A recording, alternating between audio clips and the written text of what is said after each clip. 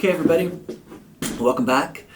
I'm going to move a little bit away from the research design side into the proposal side. So one of the first things that you'll need to do is propose your research to, it could be your committee, in our case, with graduate students, or it could be your company, it could be to the IRB, whoever, right? But we're going to talk about how to propose a good research design. I want you to pay special attention to this because I'm going to give you the keys to creating your prospectus right now, and then we can work on it if you want to, either this semester or next semester. Okay? All right. If, like we said before, that design is the blueprint of your study, the proposal is the persuasive document that convinces others, your advisor, your committee, funding agencies, things like that, people like that, that your study is worth doing, that you can do it, and that it matters. Okay, those are really three big important questions. So in many ways, writing the proposal is like pitching a film or drafting an architectural plan, something like that. You haven't built it yet, but you need to show that you have a clear vision, you know what steps are there, you can do it, and that the outcome will be meaningful. Remember that the thesis, in this case, as an example, is ultimately your responsibility. The advisor supports you, but you do your own work. And the same is true in your classes when you're asked to write a paper. It's your responsibility to get it right, to do it right, and your advisor or your professor is just there to help guide and direct what you're doing.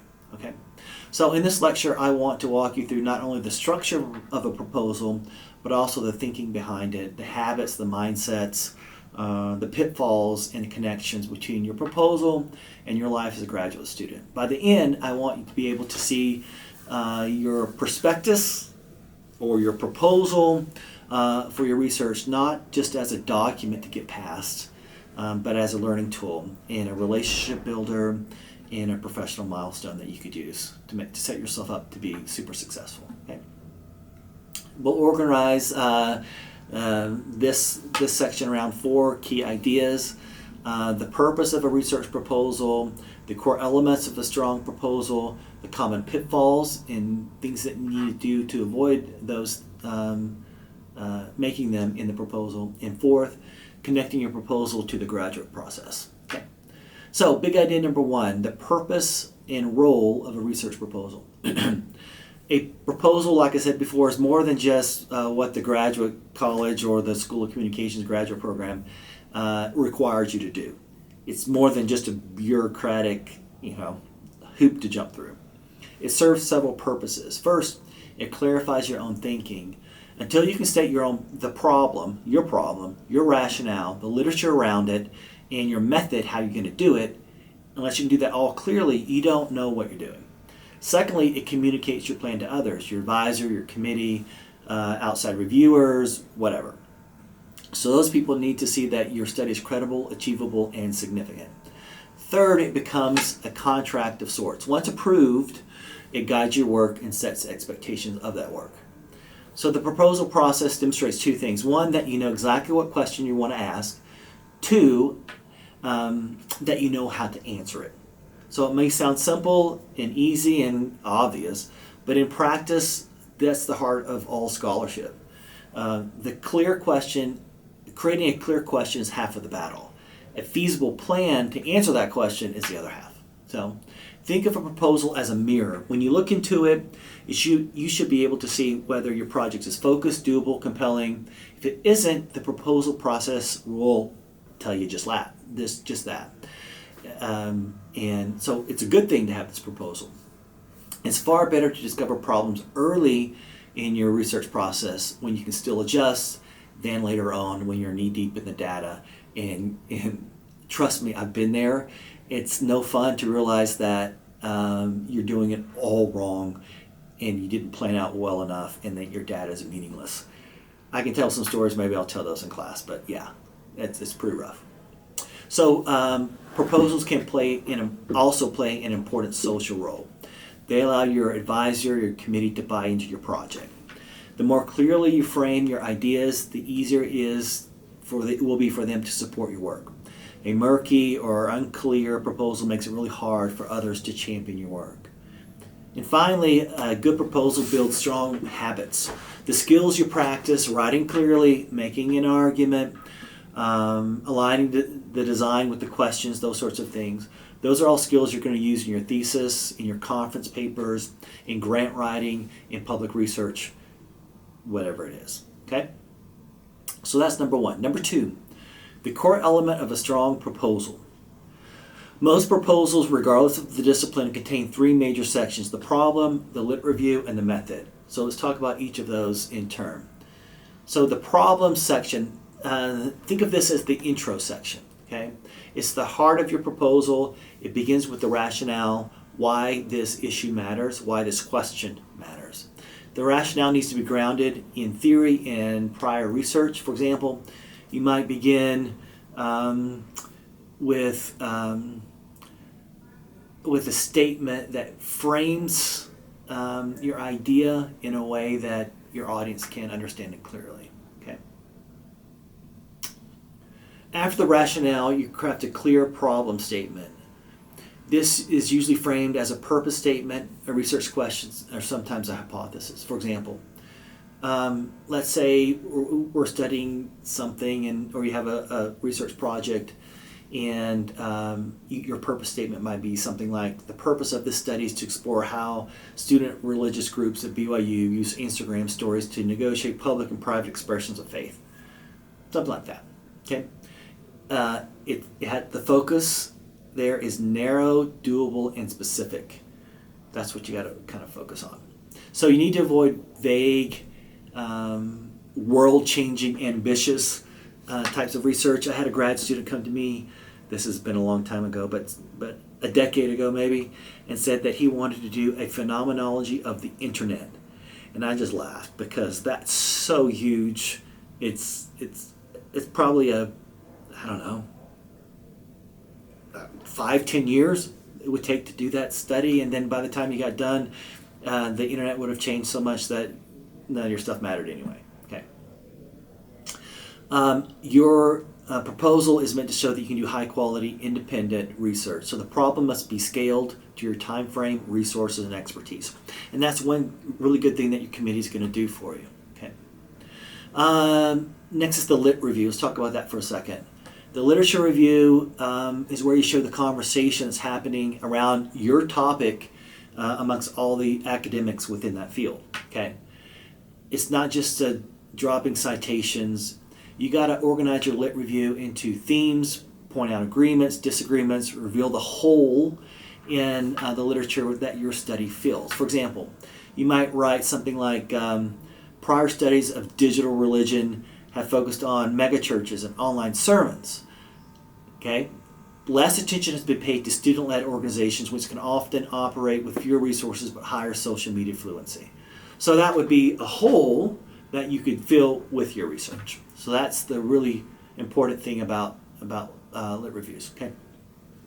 Your lit review should end with a transition that normally sets up your study, and a lot of times you'll go through I'll talk about it in class, but you start broad in your lit review and you come down to your specific area, your contribution, and then that flows right into your theories that you're using to craft your research, and then into your research questions, but I'll talk about that in class. So, a strong literature review doesn't just summarize the literature, it critiques, compares, or organizes that for the reader.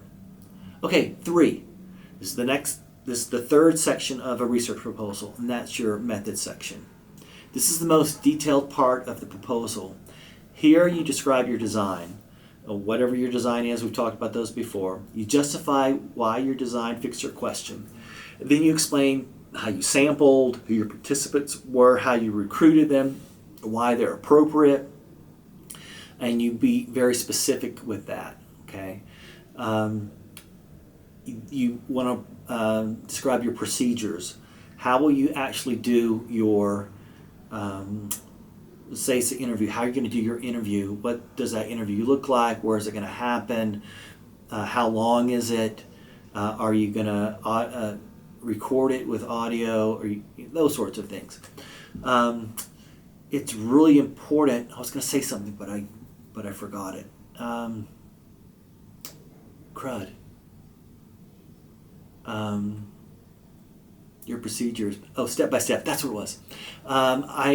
You think of the method section as a recipe, and this is, there's a picture. The intro and the literary frames creates the picture of the food that you're going to make, but the method section tells the reader exactly how you prepared and came out with your final project. Okay, so think about it that way. Okay, so I got a kind of a tangent there. The method section says what you're going to do, describes your procedures. It talks about your data analysis, how you're going to code, compare, and interpret the data, including details about validity, reliability, ethics, things like that. And then it ends with that data analysis section. Okay. Now I want to talk a little bit now about some pitfalls and how to avoid them. Some pitfalls of creating